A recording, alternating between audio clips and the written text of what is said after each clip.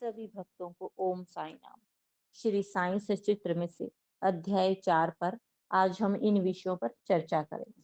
श्री साईं बाबा का शिरडी में प्रथम आगमन, संतों का अवतार कार्य, पवित्र तीर्थ शिरडी, श्री साईं बाबा का व्यक्तित्व, गोली बुआ का अनुभव, श्री विठल का प्रकट होना, क्षीर सागर की कथा, दास गणु का प्रयाग स्नान, श्री साईं बाबा का शिरडी में प्रथम आगमन, तीर्थ तीन वाड़े, संतों का अवतार कार्य। आइए सबसे पहले इस पर चर्चा करेंगे। भगवत गीता में भगवान श्री कृष्ण कहते हैं कि जब जब धर्म की हानि और अधर्म की वृद्धि होती है, तब तब मैं अवतार धारण करता हूँ। धर्म स्थापना, दुष्टों का विनाश, साधु जनों के परित्राण के लिए मैं युग युग में जन्म लेता हूँ। साधु और संत भगवान के प्रतिनिधि स्वरूप है। वे उपयुक्त समय पर प्रकट होकर अपनी कार्य प्रणाली द्वारा अपना अवतार कार्य पूर्ण करते हैं। अर्थात जब ब्राह्मण, क्षत्रिय और वैश्य अपने कर्तव्यों से विमुख हो जाते हैं, जब शूद्र उच्च जातियों के अधिकार छीनने लगते हैं, जब धर्म के आचार्यों का अनादर और निंदा होने लगती है, जब लोग निषिद्ध भोज्य पदार्थों और मदिरा का सेवन करने लगते हैं, जब धर्म की आड़ में निंदित कार्य होने लगते हैं, जब भिन्न भिन्न धर्मालंबी परस्पर लड़ने लगते हैं, जब ब्राह्मण संध्यादि कर्म छोड़ देते हैं, कर्मठ पुरुषों को धार्मिक कृत्यों में अरुचि उत्पन्न हो जाती है, जब योगी ध्यानादि कर्म करना छोड़ देते हैं और जब जन साधारण की ऐसी धारणा हो जाती है केवल धन, संतान और स्त्री ही सब कुछ है, और इस प्रकार जब लोग सत्य मार्ग से विचलित हो जाते हैं, अधपतन की ओर अग्रसर होने लगते हैं, तब संत प्रकट होकर अपने उपदेशों एवं आचरण के द्वारा धर्म की स्थापना करते हैं। समुद्र के ज्योति स्तंभ की तरह हमारा उचित मार्गदर्शन करते हैं और सत्य पथ पर चलने को प्रेरित करते हैं।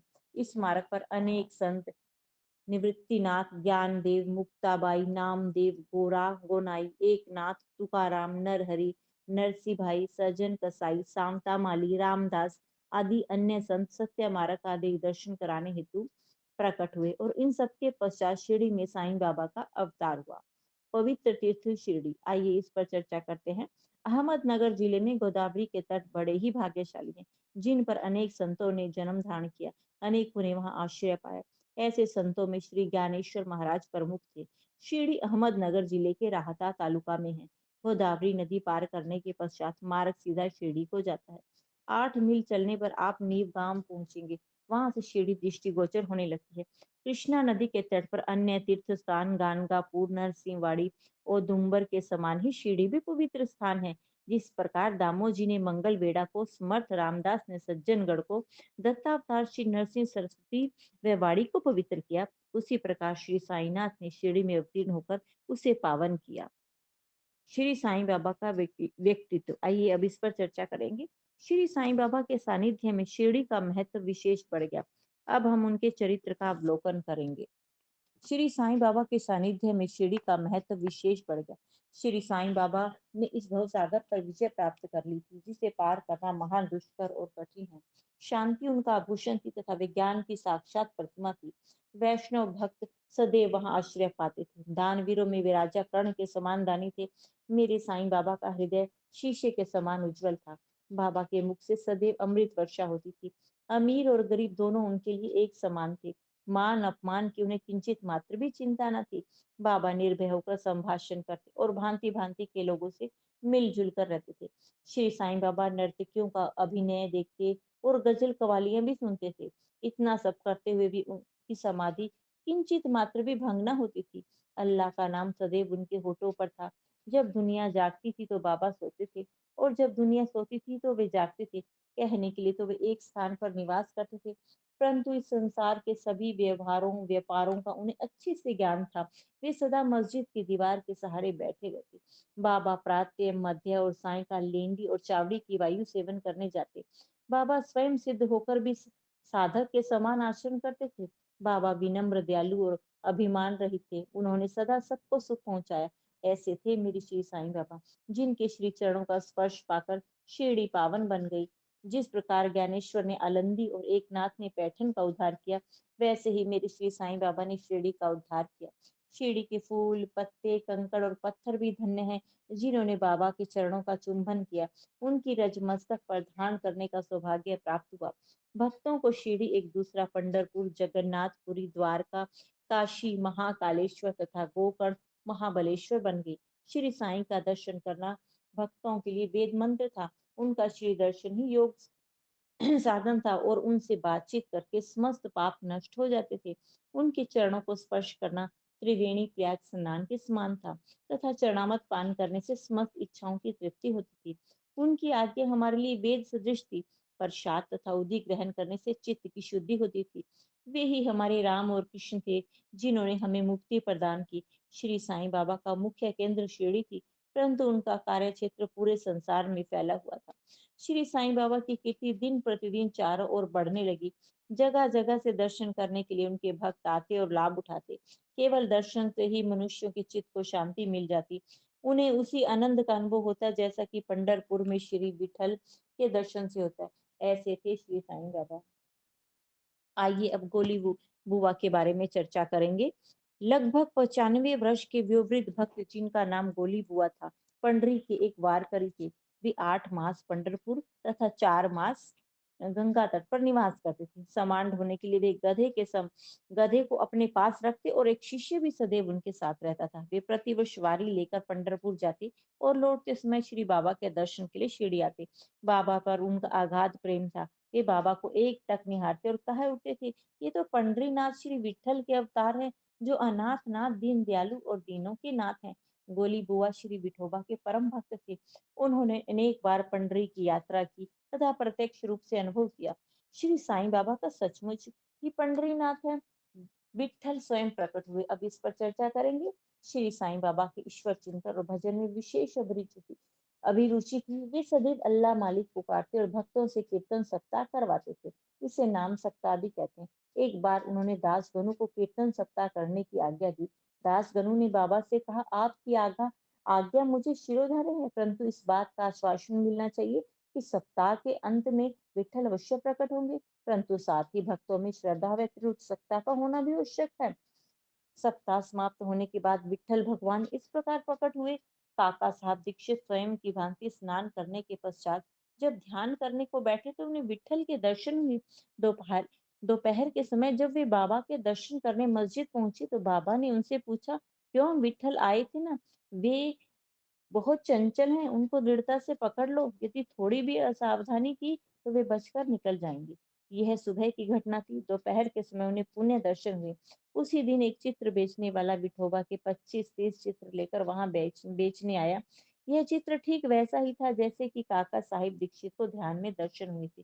चित्र देखकर बाबा के शब्दों को स्मरण करके काका साहब को बड़ा आश्चर्य और प्रसन्नता हुई। उन्होंने एक चित्र खुशी से खरीद लिया और अपने देवघर में प्रतिष्ठित कर दिया।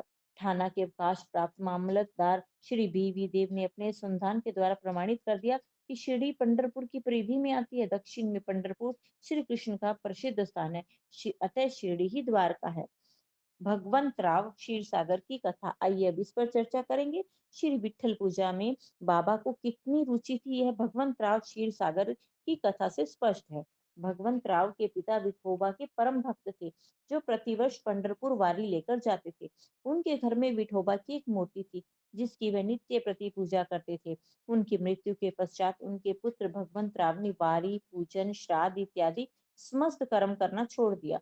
जब भगवंत राव शिरडी आए तो बाबा उन्हें देखते ही कहने लगे, इनके पिता मेरे परम मित्र थे, इसी कारण मैंने इन्हें यहाँ बुलाया है। इन्होंने कभी नैवेद्य अर्पण नहीं किया और मुझे और विठोबा को भूखों मारा, इसलिए मैंने इन्हें यहाँ आने को प्रेरित किया। अब मैं इन्हें हठपूर्वक पूजा में लगा दूंगा। दास गनु का प्रयाग स्नान, अब इस पर चर्चा करेंगे।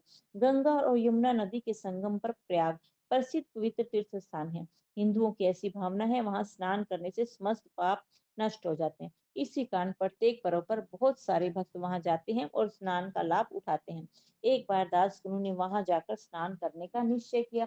इस विचार से बाबा से आज्ञा लेने के लिए वे उनके पास गए। बाबा ने कहा, इतना दूर व्यर्थ भटकने की क्या आवश्यकता है, अपना प्रयाग तो यही है, मुझ पर विश्वास करो। आश्चर्य, जैसे ही दास गनु बाबा के चरणों पर नतमस्तक हुए तो बाबा के श्री चरणों से गंगा यमुना की धारा वेग प्रवाहित होने लगी।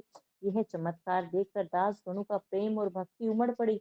आंखों से आंसू की धारा बहने लगी और उन्हें कुछ अंत स्फूर्ति हुई कि उनके मुख से श्री साईं बाबा की सत्रोस्वनी स्वतः प्रवाहित होने लगी। श्री साईं बाबा का शिरडी में प्रथम आगमन, इस पर चर्चा करेंगे। श्री साईं बाबा के माता पिता, उनके जन्म स्थान किसी को भी ज्ञान नहीं है। इस संबंध में बहुत छानबीन की गई। बाबा से तथा अन्य लोगों से इस विषय में पूछताछ की गई, परंतु कोई भी संतोषप्रद उत्तर अथवा सूत्र हाथ न लगा। यथार्थ में हम लोग इस विषय पर सर्वथा अनभिज्ञ है। नामदेव और कबीरदास जी का जन्म अन्य लोगों की भांति नहीं हुआ था। वे बाल रूप में प्रकृति की गोद में पाए गए थे। नामदेव भीमरथी नदी के तीर पर गोनाई को और कबीर भागीरथी नदी के तीर पर तमाल को पड़े हुए मिले थे। ऐसा ही श्री साईं बाबा के संबंध में भी था। वे शिरडी के नीम वृक्ष के तले 16 वर्ष की तरुणावस्था में स्वयं भक्तों के कल्याण के लिए प्रकट हुए थे। उस समय भी वे पूर्ण ब्रह्म ज्ञानी थे। स्वप्न में उनको किसी लौकिक पदार्थ की इच्छा नहीं थी। उन्होंने माया को ठुकरा दिया था और मुक्ति उनके चरणों में लौटती थी। शिरडी ग्राम की एक वृद्ध स्त्री नाना चौकीदार की माँ ने उनका इस प्रकार वर्णन किया था। एक तरुण स्वस्थ फुर्तीला तथा अति रूपवान बालक सर्वप्रथम नीम वृक्ष के नीचे समाधि में लीन दिखाई पड़ा। सर्दी व गर्मी की उन्हें किंचित मात्र भी चिंता नहीं थी। उन्हें इतनी अल्प आयु में इस प्रकार कठिन तपस्या करते देख लोगों को महान आश्चर्य हुआ। दिन में वे किसी से भेंट नहीं करते और रात्रि में निर्भय होकर एकांत में घूमते थे। लोग आश्चर्यचकित होकर पूछते फिरते थे कि इस युवक का आगमन कहाँ से हुआ है। उनकी बनावट आकृति इतनी सुंदर थी कि एक बार देखने मात्र से लोग आकर्षित हो जाते थे। वे सदा नीम वृक्ष के नीचे बैठे रहते और किसी के द्वार पर न जाते थे। यद्यपि वे देखने में युवक प्रतीत होते थे, परंतु उनका आचरण महात्माओं के समान था। वे त्याग और वैराग्य की साक्षात प्रतिमा थी। एक बार आश्चर्य की घटना हुई। एक भक्त को भगवान खंडोबा का संचार हुआ। लोगों ने शंका को दूर करने के लिए उनसे प्रश्न किया, हे देव कृपा बतलाइए कि भाग्यशाली किस पिता की संतान है, उनका यहाँ कहाँ से आगमन हुआ है। भगवान खंडोबा ने एक कुदाली मंगवाई और निर्दिष्ट स्थान पर खोदने का संकेत किया। जब वह स्थान पूर्ण रूप से खोदा गया तो वहां एक पत्थर के नीचे ईंटें पाई गई। पत्थर को हटाते ही द्वार दिखा जहां पर 4 दीप जल रहे थे।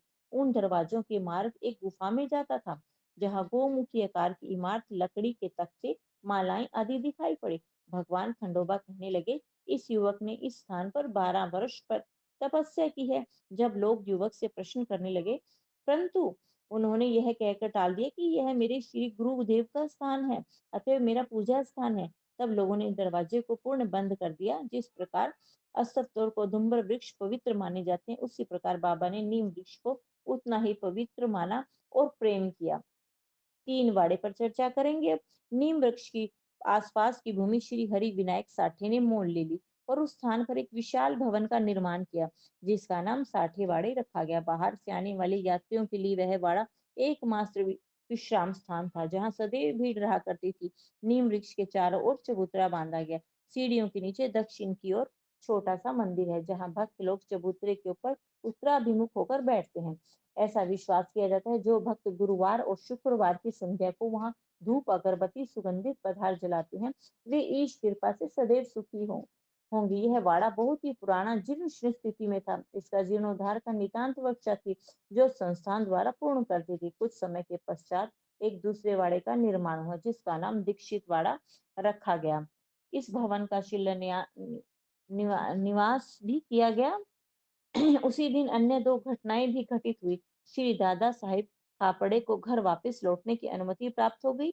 चावड़ी में रात्रि को आरती आरंभ हो गई। कुछ समय में वाड़ा संपूर्ण रूप से बन गया और रामनवमी के शुभ अवसर पर उसकी यथाविधि उद्घाटन कर दिया गया। इसके बाद एक और वाड़ा मानो एक शाही भवन नागपुर के प्रसिद्ध श्रीमती बूटी राव ने बनवाया। इस भवन के निर्माण में बहुत धनराशि लगाई गई। उनकी समस्त निधि सार्थक हो गई, क्योंकि बाबा का शरीर वहां विश्रामित पा रहा है और फिलहाल वह समाधि मंदिर के नाम से विख्यात है।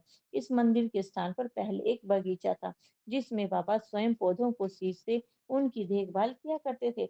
जहाँ पहले एक छोटी सी कुटी भी नहीं थी, वहां 3-3 वाड़ों का निर्माण हो गया। इन सब में साठे वाड़ा पूर्व काल में बहुत ही उपयोगी था। बगीचे की कथा, वामन ताते की सहायता से स्वयं बगीचे की देखभाल, शिरडी से श्री साईं बाबा को अस्थायी अनुपस्थिति, चांद पाटिल की बारात से पुण्य शिरडी लौटना, देवीदास, जानकीदास और गंगाधर की संगति, मोहुद्दीन तंबोली के साथ कुश्ती, मस्जिद में निवास, श्री डेंगले व अन्य भक्तों पर प्रेम, अन्य घटनाओं का अगले अध्याय में वर्णन किया गया। बोलो श्री साईनाथ महाराज की जय। ओम साई राम।